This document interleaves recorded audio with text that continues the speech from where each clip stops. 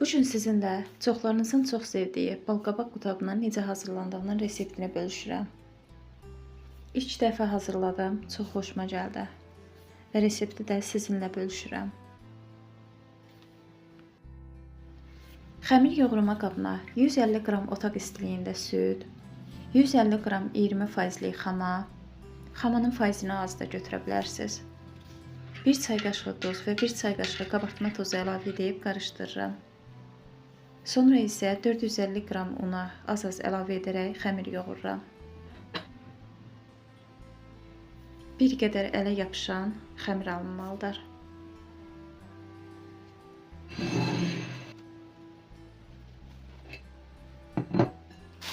Xəmirin üzərini örtüb kənarda gözlədirəm və isliyi hazırlayıram.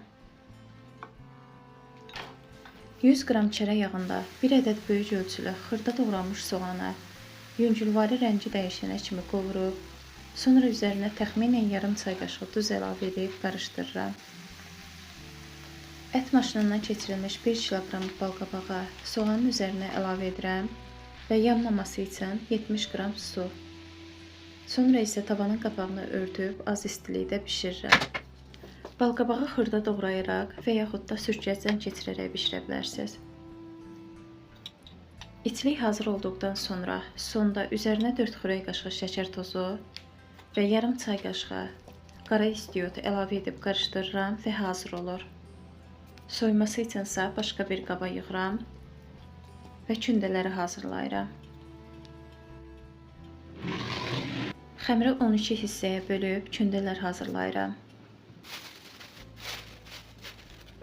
Birini yaymaq üçün saxlayıb, qalanlarının üzərini örtüb kənarda gözlədirəm.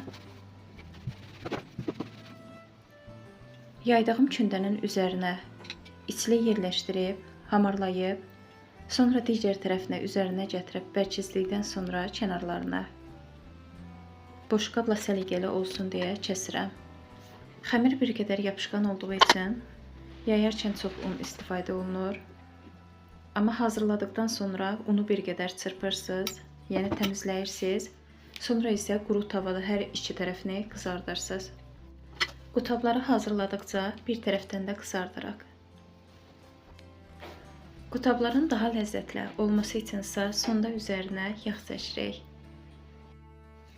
Əgər qutabı çox bişirərsinizsə soyuducuda saxlayıb, sonra isə zaman-zaman ürəyiniz istədiyi vaxtda qızdıraraq yeyə bilərsiniz. Videonun sonuna gəldim.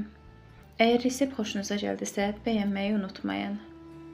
Növbəti videolarda görüşənə kimi.